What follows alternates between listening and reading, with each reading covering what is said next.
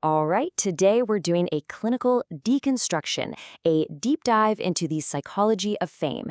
And at the heart of it is this fascinating paradox. How can being so public, so seen, actually make someone feel completely and utterly alone? It's a real puzzle, so let's get into it. And this really brings us to our central case study. I mean, think about it. How can the world's most followed woman feel so incredibly alone? It sounds impossible, right? But what's so powerful about this question is that it's not just about celebrities. It's a window into how all of our brains are grappling with the age of social media. Okay, here's our roadmap for today's analysis. We're going to start with the paradox itself. Then we'll unpack the psychological mechanisms driving it.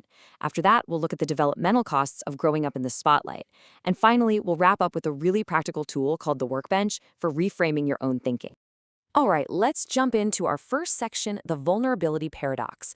You know, this might sound like a contradiction in terms, but it's a very real psychological state that people experience. And it doesn't matter if you have 10 followers or 10 million. So here's the clinical definition, but let's break it down.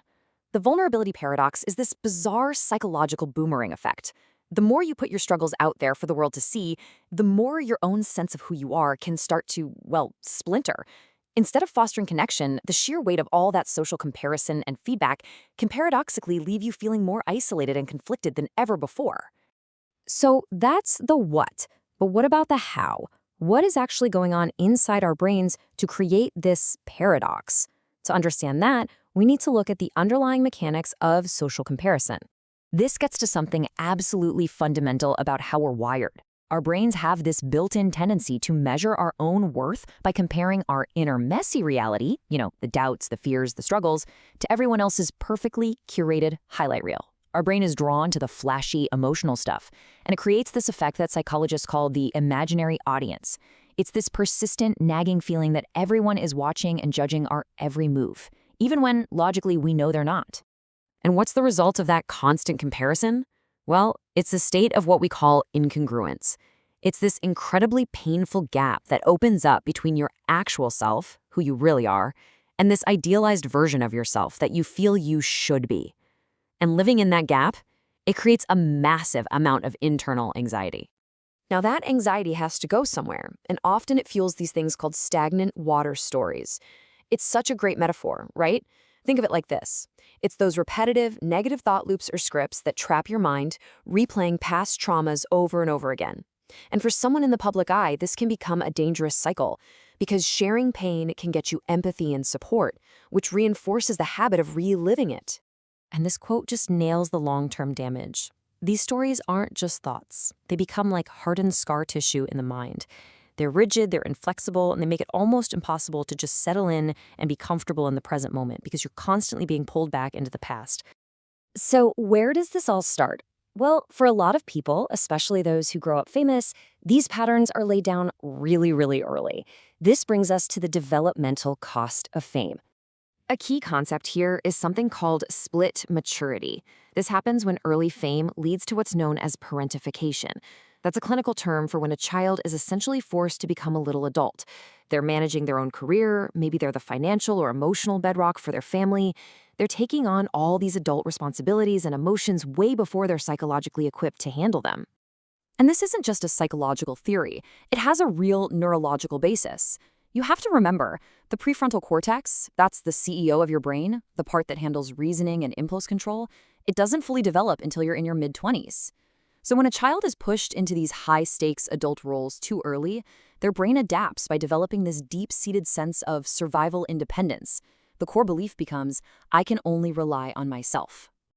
And that survival mode manifests in these very specific behaviors of what we call guarded empathy. You learn to just handle your pain alone. You stop expecting anyone to come rescue you. You become hypervigilant, sensing every tiny shift in other people's moods, always trying to anticipate problems before they even happen. And as a result, trusting temporary support becomes almost impossible. It just doesn't feel safe. This all leads to a fundamental split in how a person evaluates their own worth. On one side, you have an internal locus of evaluation, what we can call the producer self. This self creates its own worth. It relies on self-validation. It values privacy. On the other side, you have the external locus of evaluation, the consumer self. This self is completely dependent on outside validation. It needs the likes to survive. It's fed by attention and relies on what we call foisted values, values pushed onto it by others. And here's the thing. True, stable security can only ever come from that producer self. Okay, so we've diagnosed the problem, but how do you actually fix it? How do you break these patterns and start building that internal producer self?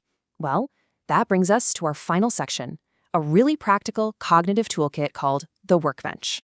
The core technique here is about mastering what's called verbal fabrication. And look, that sounds fancy, but it's really just the internal conversation we all have running in our heads 24/7.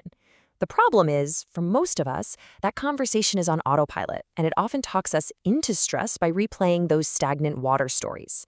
The game changer is realizing that you can consciously grab the steering wheel.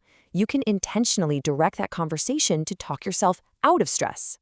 And here's the 4-step method. I want you to picture your mind like a workbench. Step 1, you take the negative thought and you put it on the bench. You isolate it. Step 2, and this is the most crucial part, you evaluate the action the thought suggests, not yourself. You're judging the tool, not the carpenter. Step 3, you ask a simple question. What behavior would this thought lead to? If I believe this, where does it take me? And in doing that, you get to step 4. You detach from the artificial drama. You see the thought for what it is, just a mental event, not a command, and you rob it of its power. Which brings us to the single most important takeaway from this entire analysis.